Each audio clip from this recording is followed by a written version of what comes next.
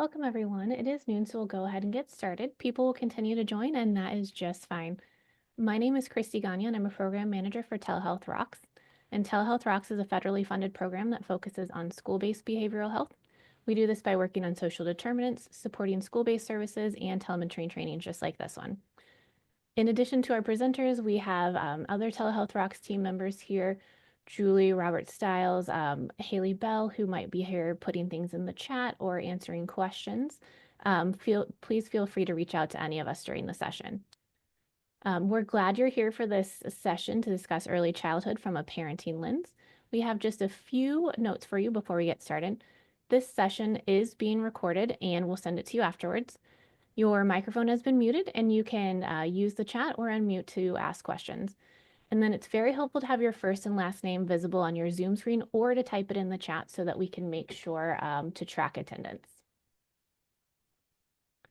All right, we have no disclosures and everything presented today is evidence-based and currently accepted within the profession. Today, after the session, we'll share the slides and recording just as soon as we can. All the links and resources will be sent in the follow-up email. And then this is the last session, and we would love your feedback on our survey. It will be emailed to you just right after the session and should only take a minute or two to fill out. Your certificates of attendance will also be sent to you via email as soon as we can get them processed. Just give us a little bit of time to tabulate all of the attendance. And then please feel free to send any questions you have to our Telehealth Rocks email.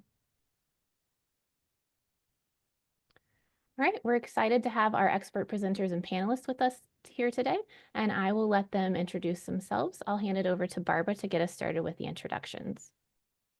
Thank you. Thank you so much, Christy. Hello to everyone. I am Barbara Unell, author, a parent educator, and a co-founder of the nonprofit Raised with Love and Limits Foundation. Robert? Hello, I actually am Bob Unell, and I'm one of the co-founders of the foundation, and I serve as communications director. I'm Jerry Wyckoff. Barbara and I have been writing since 1984, actually, so for a while. I'm a psychologist. My degree is in developmental and child psychology, and I'm a co-founder with Raised and Love and Limits Foundation. Andrea?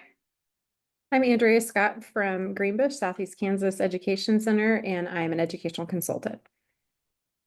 Hi, my name is Alice John, and I am a faculty here at the KU Medical Center, and my training is in applied behavior analysis. Great. Thank you all for being here. Yes, I'm going to kick it off here with a line that you'll probably hear many times during this next 30 minutes, which is parenting is healthcare. And indeed, that is the overarching mission of our nonprofit, the Raised with Love and Limits Foundation. And we're going to be showing you ways today to undergird that mission and also to help you get excited about working with families in this extremely, extremely important area and all those who care for children. Next slide, please.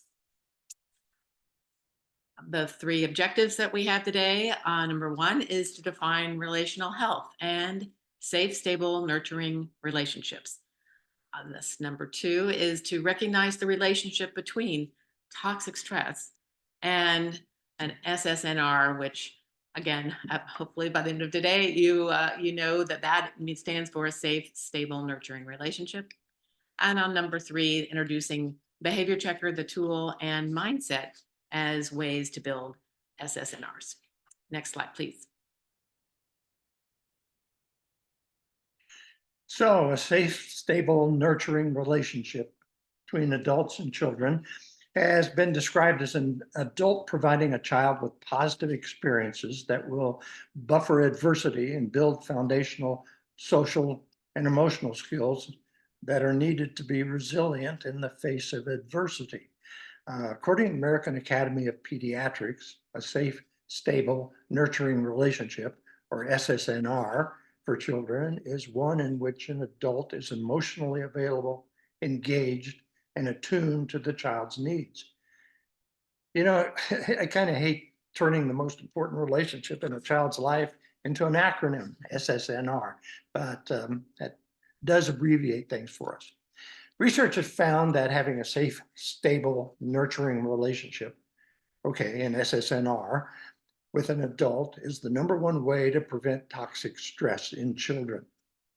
So who's best to provide that safe, stable, nurturing relationship that the child needs? Well, it's the child's parents. After all, parenting is healthcare for the child. Next slide, please. So we're going to introduce this another term, relational health. You all might be familiar with that term. Refers to the ability to develop and sustain these safe, stable, nurturing relationships with emotionally available, engaged, and attuned adults. This relational health concept is the treatment for and the mitigation of childhood toxic stress. We grow up in the context of our relationships with others, and this concept is central to early relational health. And the fact that SSNRs in early childhood builds the foundation for healthy development across the lifespan is another reminder that parenting is healthcare. So decades of research in scientific fields, including psychology and neuroscience, public health, have established the importance of SSNRs in a child's life in enabling the optimal physical and emotional development. Supportive adult caregivers provide infants and children the opportunities, and this we'll be talking about a little bit more, to safely explore their environments, build meaningful relationships, and express their needs and emotions, all of which are so important to helping them meet developmental milestones. And Jerry will talk more about this later. SSNRs are signal to children that they can take risks. They can treat others to care for them and trust others, I should say, to care for them, and that their basic and emotional needs will be met and responded to appropriately.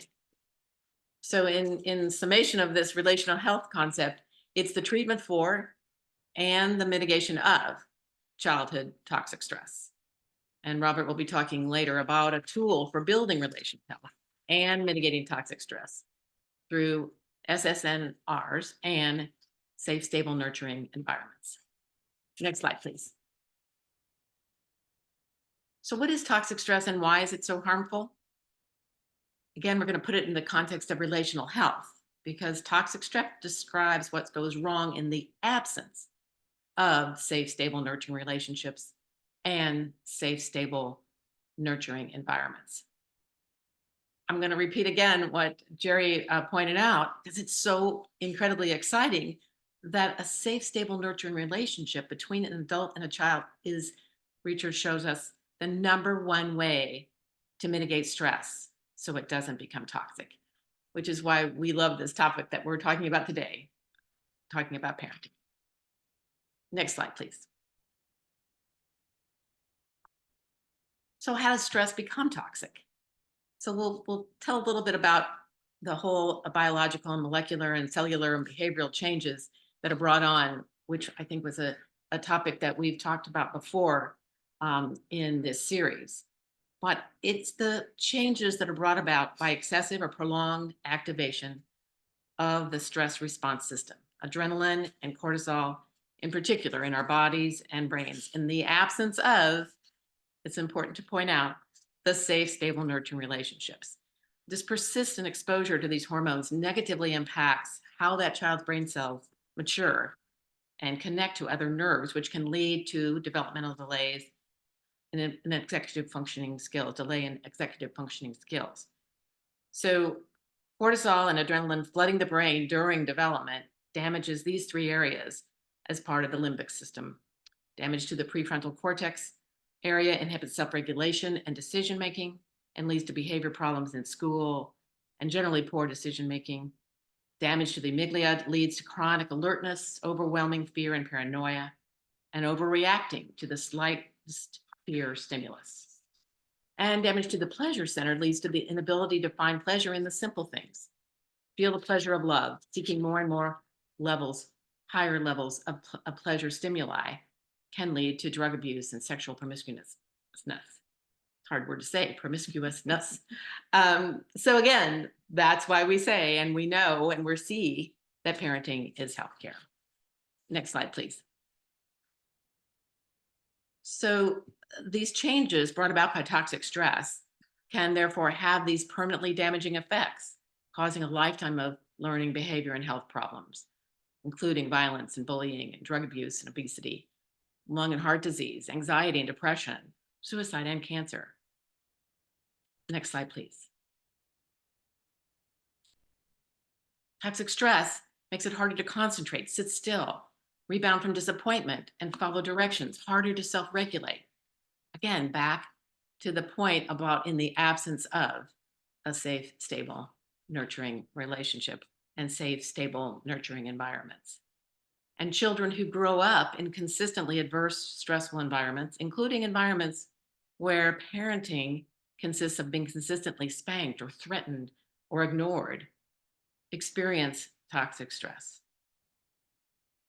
The point I think of so much of what we're talking about in terms of the word parenting is that little ones don't know yet the rules or how to navigate life successfully, as we all know. And childhood is inherently stressful. So children need guidance, at least one safe, stable, nurturing relationship, a teacher, coach, neighbor, and family member, as Jerry said, to mitigate stress so it doesn't become toxic. Next slide, please. So does an SSNR actually keep a child from ever experiencing stress? Well, as Barbara said, life for young children is by its very nature stressful. These are new people in a big world that is new for them. They don't know the rules, the boundaries, the hidden dangers. Yes, it's just stressful. Having an SSNR can mitigate that stress, but it can't prevent it. It does children no favor to prevent all struggles and frustration. Trying to prevent stress can actually be harmful for children. How will a child learn to navigate learning without some failure mixed in? Children hate boundaries, but the fences we erect to keep them safe help them feel secure within an SSNR. Boundaries make life more predictable and less stressful. The key here is helping them manage stress. Next slide, please. Protecting children means taking them by the hand and guiding them to a solution that helps them learn how to solve a problem on their own. The ultimate goal of an SSNR is to help a child become self-controlled, independent, responsible, resilient, respectful adult who can grow up to teach a child to be the same, and so on, generation after generation. Next slide, please.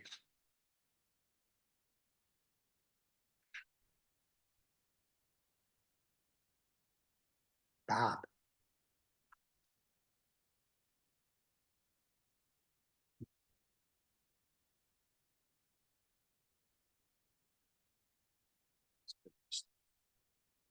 Go to the screen.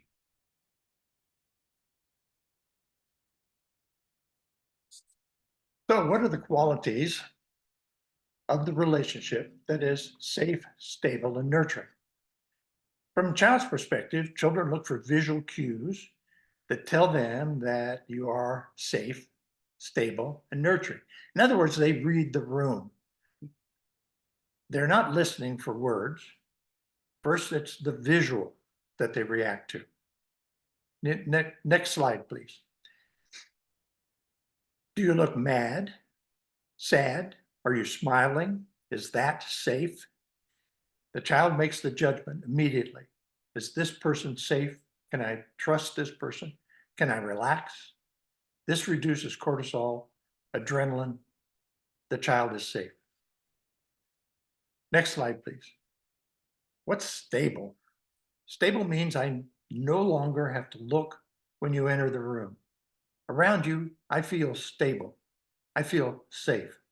always consistent, the smile, the voice. Next slide, please. What's nurturing? I feel good when you're around, okay? Loved, warm. Whatever I do, I am always okay with you around. I can make mistakes and it's still okay. When I do the right or wrong, I'm okay. Next slide, please. So how can a person build a safe, stable, nurturing relationship with a child? The strategy to build an SSNR, we think, is through Mind SET and comes from our over 40 years of working with parents. So let's break down Mind SET. First of all, to become an SSNR for a child, we have to get the concept in mind. We have to understand what that will require of us. So our mind is the key, as in mindfulness. Next, we have yet another acronym, SET. So let's break that down into its components. S is for self-talk, and it's based on cognitive behavior therapy.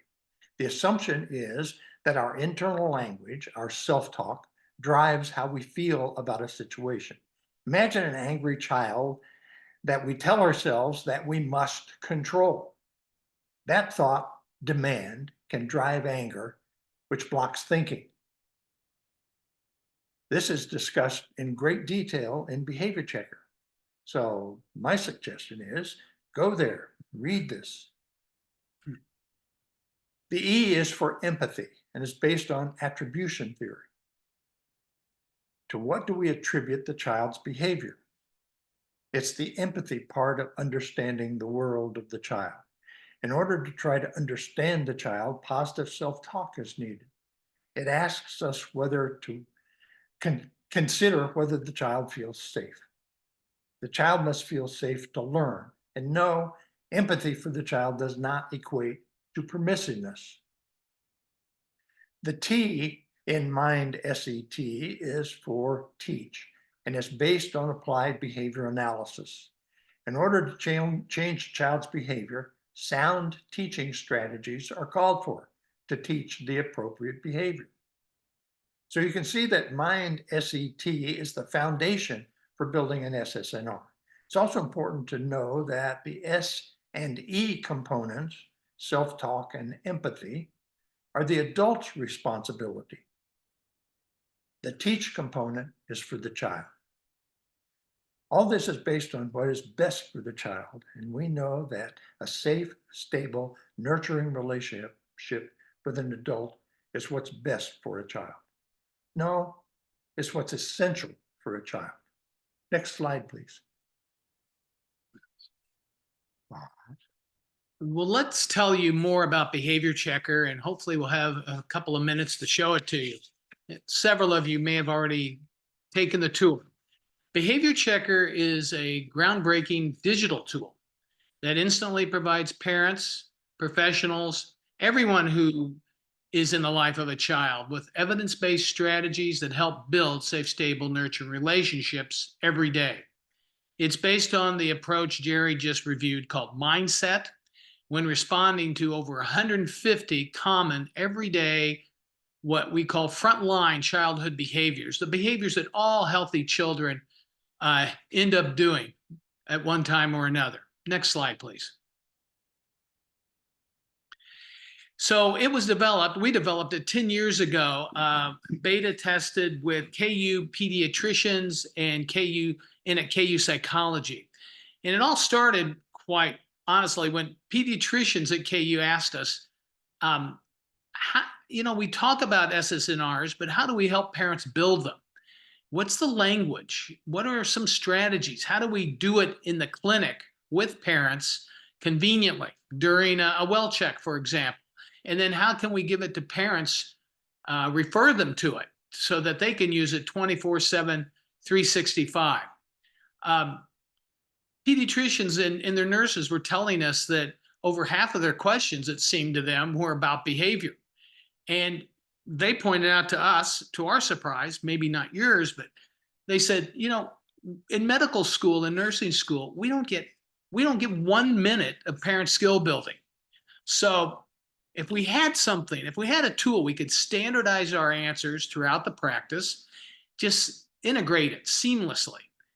So they've pointed out to us that several have been using some of the books that Barbara and Jerry have written over the past, if it's okay to say, 40 years, at least a dozen books, the most recent, Discipline with Love and Limits.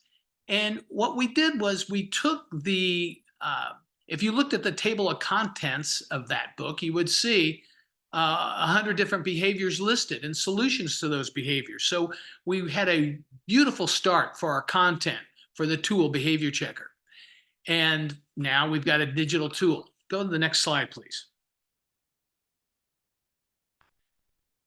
So with Behavior Checker in the clinic, in a classroom, at a mental health or early childhood education setting, delivery of evidence-based, personalized, practical, healthy behavior problem solving is standardized and seamlessly integrated into your organization's workflow and mission. Today, we're happy to say that it's used by at several what we call our home sites, by social workers, by providers, community health workers, parent educators, teachers, and yes, the parents that they serve. The parent can continue using Behavior Checker on their phone or on any digital device. And guess what? They can use it in the parking lot of Walmart. What did the doctor tell me about how to solve this tantrum that just happened in aisle 3? So it can be on their phone and easily accessed. Next slide, please. Some of the organizations I mentioned, home sites. It's used by Kansas parents as teachers throughout the state. It's used by Children's Minnesota Hospitals. KU Pediatrics is where it started, as I mentioned. Children's Mercy in Kansas City, Johnson County Mental Health Center, Cornerstones of Care, Advent Health, and others. We have tracked through Google Analytics that we get 50,000 page views so far annually. And what's interesting, many of our home sites ask us what their top 10, what the top behaviors are, which we can track home site by home site. And it's free. We're so happy to say to all of you and to that are watching and all the people who work with Telehealth Rocks. You want to go to the next slide. Thanks to Telehealth Rocks, it lives on their website. And there's a QR code that you can access. If we could jump quickly to the Behavior Checker tool. One physician has told us he doesn't let people leave the well check until, and he has this poster on his wall with the QR code until they put Behavior Checker on their phone. So here, hopefully you've seen this or you'll spend some time with this. And there are several on the chat. I think we've put several URLs to get you to various pages on Behavior Checker quickly. If you go down just a little bit to the middle, you'll see Behavior Checker. So you enter the child's behavior. So in that window on the left, a quick way to identify the behavior is you can go through the list, or let's say it's a tantrum. So start typing in the word tantrum.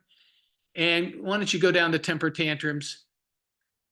And it takes you to a page, a prescriptive page, where, and it takes you through the mindset steps, right? As Jerry mentioned. So it has the related behaviors, the what to do's, first self-talk, and these are all specific. The language in these are specific to this particular behavior. So self-talk, empathy, teach, and as you please scan a little bit down the page there, you'll see there are several solutions in terms of teaching approaches. And, if you know the child, you can customize some of these to the child. Maybe the parent doesn't walk away thinking about using all of these, but maybe 2 or 3 that you and the parent think might be good ones to start with this particular child. On the right, if you go up a little bit, we always have mindset there to remind you that self-talk, empathy, and teach. are the first 3 steps to solving problems. And you could click on that green bar and get a deeper dive into mindset. One last word, if you want to go to the homepage by clicking, you can always go back to the homepage by clicking on that logo, and you can see the navigation bar across the top, where you can search all behaviors. All of them are listed there. Developmental milestones, where we give a deep dive into developmental milestones and a lot of the language from the American Academy of Pediatrics and the CDC. Our approach gives you the deep dive into mindset, research resources, so that those of you and parents who want to know what is the research about safe, stable, nurturing relationships, about toxic stress, about behavior checker. We have several studies that have been done on behavior checker that are there too. And then that last one, our foundation, if you want to know who's bringing behavior checker, who's the team behind behavior checker. I think based on time, we probably want to go back right to the QR code, or do we have another minute? I'll ask Barbara and Jerry, are there any particular parts of behavior checker you think we several parents tell us you can see on the right, lower right there, where it says encouraging reminders. You know, we want to keep this positive. So we have a lot of encouraging reminders to reinforce parents with positive thoughts about, I think there's one in there about, is it too late? My child's 4. Should I have started this at 0 to 3? And no, it's never too late. There's a lot of encouraging thoughts there that hopefully will keep people positive. If you go back to the homepage, please.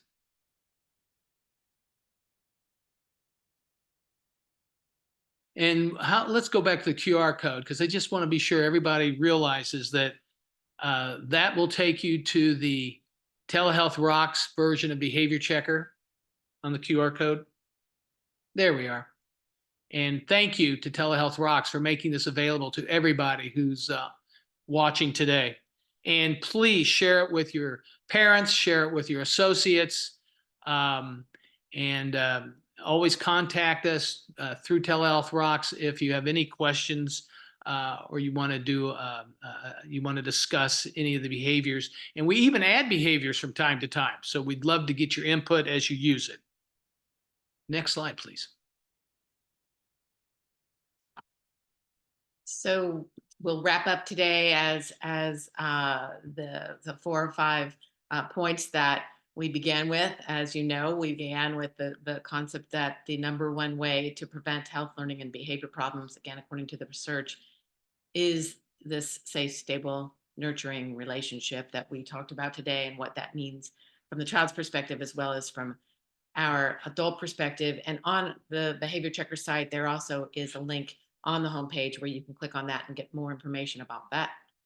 Number 1 takeaway. Number 2 takeaway is, as Robert said, start using behavior checker to build that kind of relationship in your schools and an environment in your schools and community. The number 3 takeaway is to show parents, caregivers, and coworkers this tool so they can also have a lifeline to building those kinds of relationships that, again, we can't reiterate enough to say that it is the number one way to help prevent toxic stress as well as these health, learning, and behavior problems. And so that everyone is on the same page, put that behavior checker on your phone, computer, phones and devices of the families. It's a new way of going about this building of these relationships. We have not had this kind of tool as we have, as Jerry and I know, for books that we've written for so many years or other kinds of tools. So it's a new skill, a new way of accessing, but it's thrilling to see how universally it's used among all different populations. Next slide, please. I couldn't stop with the presentation with saying it one more time. I wish you could all say it with me, that parenting is healthcare. Next slide, please. So we would love to hear from you. If there's any questions or pearls of wisdom, please unmute to share or type in the chat. We'd love, as Robert said, to hear from you. Thank you.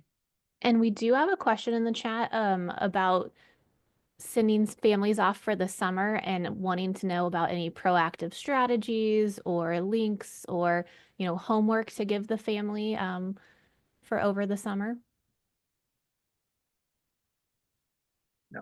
In terms of direction on terms of behavior checker, I'm thinking that that's the question. Is that right? I think so. And then I think in general, supporting families over the summer. I think the exciting piece about the way behavior checker is created is that the goal setting for families, and that could happen as families launch in the summer, whether it's the school, the preschool, the community health worker, whoever's working with the social worker, to set some goals and then look at the resources that are on behavior checker as far as specific behavior, or as importantly, practicing the mindset piece, so that that's the families, can use that first, as Jerry said, the first two stages of self-talk and positive self-talk and empathy, and teaching, but they're all described in more detail on behavior checkers. So getting that change into the minds, if you will, of the families to practice over the summer, and then hopefully engaging the professional who that child or that family is working with. The safe, stable, nurturing relationship that you all have with the parents and the caregivers is another layer of this, is to know that there's someone there that you can trust. So we really encourage that continuing on, even when the summer's there and the child is not in a formal educational setting. I'll just add a quick thing, knowing that summers are times when the children are with, many family members, or sometimes people who coaches, baseball coaches, etc. So to get everyone on the same page in the summer, behavior checker can help do that. If you've got, if you're on the vacation and the same parenting strategies are shared and everyone's on the same page and there's consistency, everyone who is on the parenting team, so to speak, can review behavior checker. A parent can kind of manage that. A parent or a caregiver would say, hey, I want mom, I want you, I want my mother-in-law to look at this. I want Aunt Bess to look at this. I want, this is kind of what we're working on this summer. So we all want to be on the same page. One of the other pieces that I think that in our presentation, Jerry particularly pointed out, is the importance of thinking about the adult behavior from the child's point of view. So that doesn't have to stop at all in the summer. That's all seasons long.